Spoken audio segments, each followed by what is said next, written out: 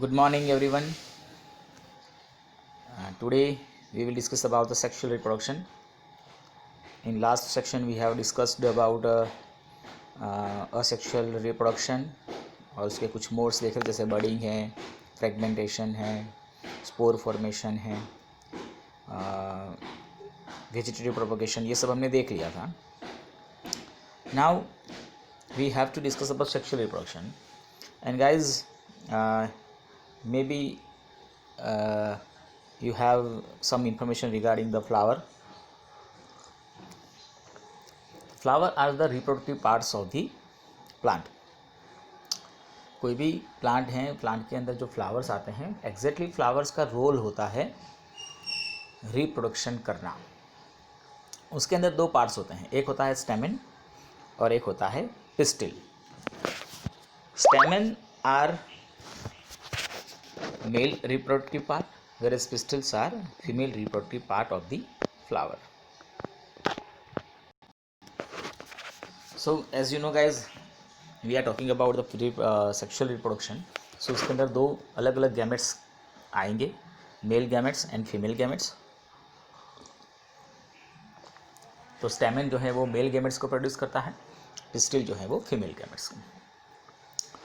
अब यहाँ पर एक एक्टिविटी है, सिंपल सी एक्टिविटी. दोस्तों आपको क्या करना है कि फ्लावर लेना है और फ्लावर के जो एक्सटर्नल पार्ट्स होते हैं जैसे कि पेटल्स हैं, जो ग्रीन कलर का नीचे का जो बेस होता है वो, ये सब आपको हटा देना है. सेंटर में आपको मिलेगा ये स्टेमन और पिस्टिल्स, उसको आप ऑब्जर्व करें. तो कुछ जो फिगर में दिखाए हैं उस तरह के पार्ट्स आपको फ्लावर के अंदर देखने को मिलेंगे. ये एंथर हैं, वो फ्लावर के अंदर एक से ज़्यादा भी हो सकते हैं और पिस्टिल के आसपास वो अरेंज होते हैं.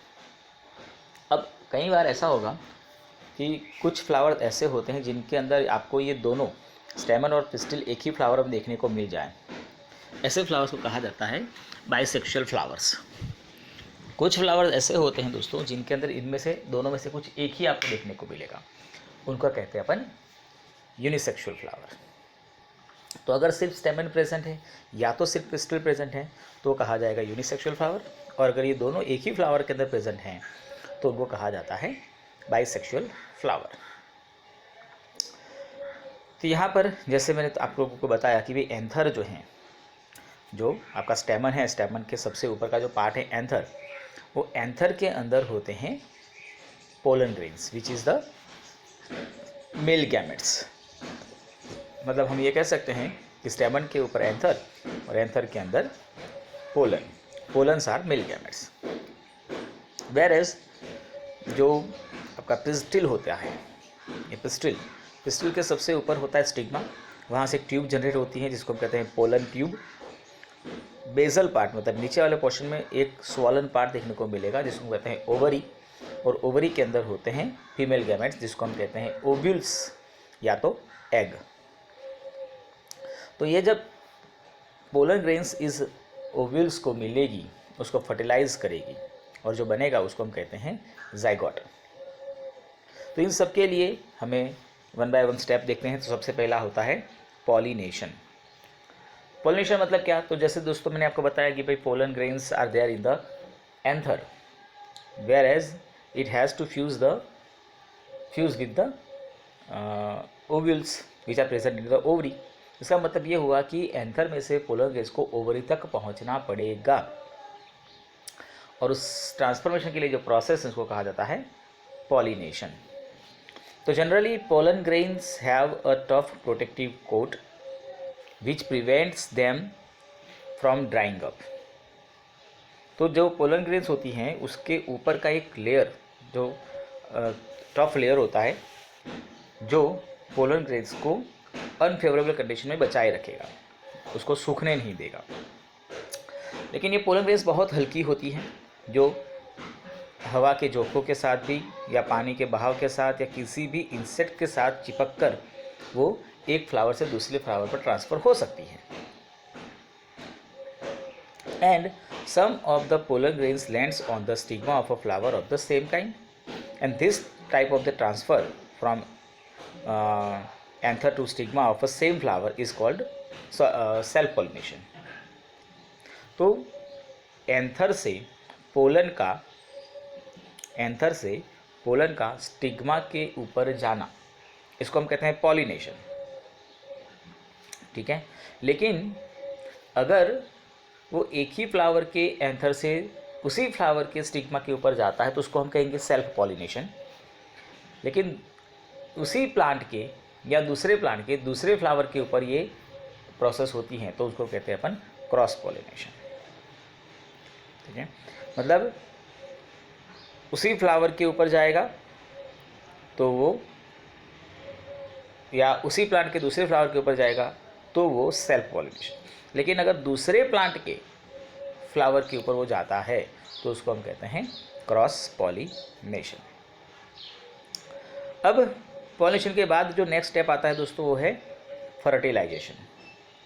यहाँ पर क्या होगा, तो जो सेल आया है, मतलब जो पोलन ग्रेन आई हैं, वो पोलन ग्रेन पोलन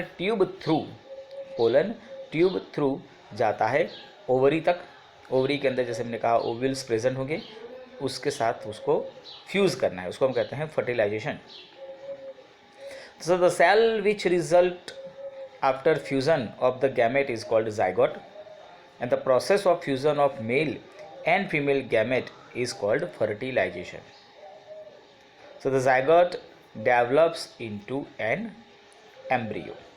तो जो zygote जो है, यहाँ पे क्या हुआ कि पोलन ग्रेन्स आई, वो उसने ओवरी को फ्यूज़ किया, मतलब वो दोनों जुड़ गए और जो बना उसको हम कहते हैं zygote, और ये प्रोसेस को कहते हैं अपन फर्टिलाइजेशन। अब वही zygote आगे जाकर डेवलप होता है एम्ब्रियो में,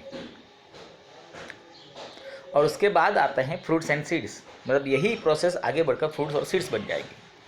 सो after fertilization the ovary grows into a fruit and other part of the flower fall off. मतलब जो ओवरी थी it will be swell up and convert into fruit, whereas the other parts, जो बाकी के flower के जो बाकी सारे जो पार्ट्स हैं वो सब धीरे धीरे करके गिर जाएंगे।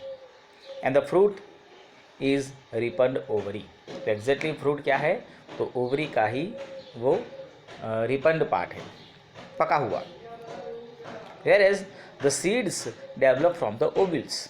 तो जो ओव्यूल्स को पोलन ने फर्टिलाइज किया था, उसमें से zygote बना था, zygote में से एम्ब्रियो बना था, वही एम्ब्रियो आगे जाकर सीड बन जाएगा।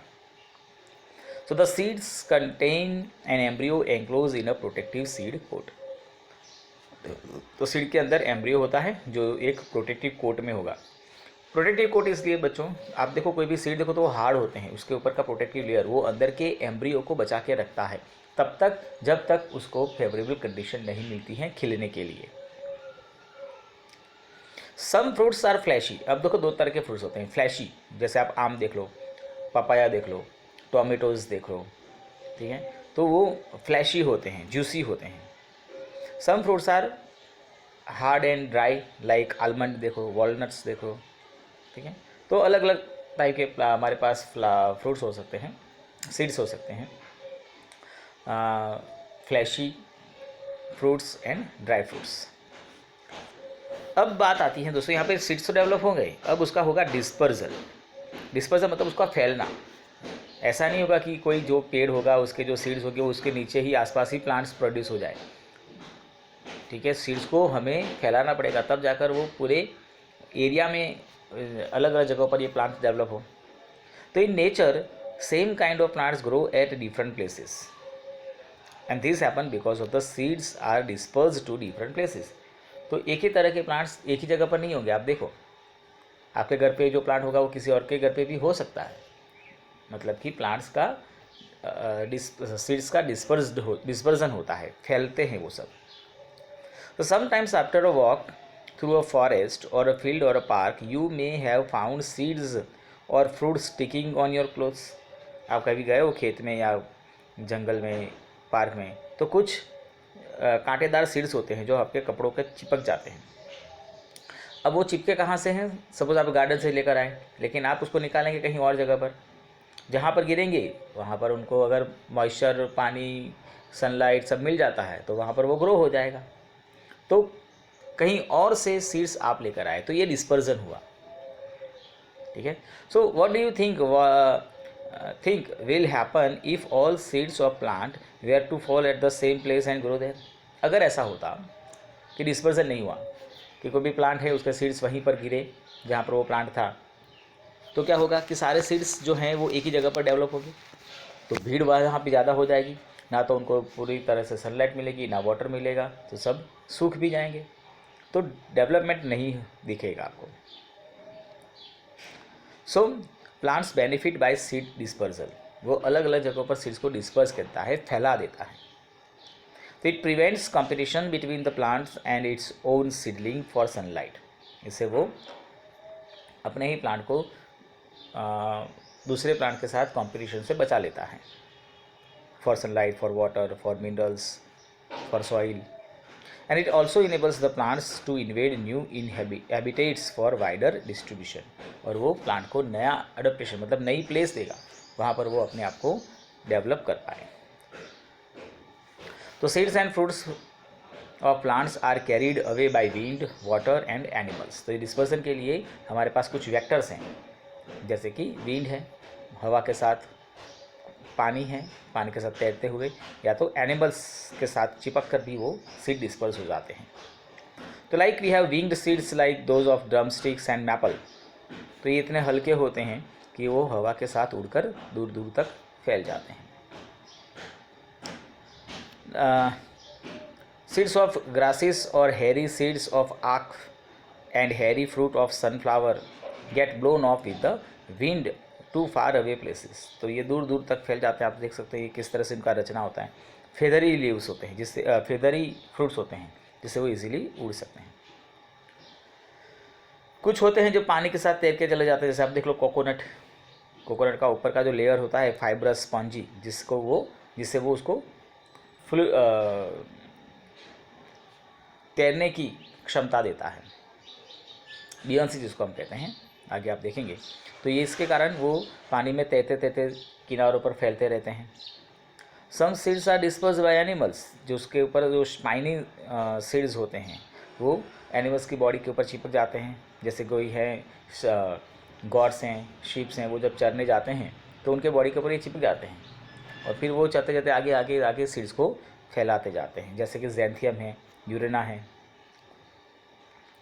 Some seeds are dispersed when the fruits burst with sudden jerk and the seeds are scattered far from the parent plant। कुछ ऐसे सीड्स भी हमारे पास होते हैं, जैसे कैस्टर देख लो, बालासम देख लो, तो उसके जो फ्रूट्स होते हैं वो धीरे धीरे सूख जाते हैं।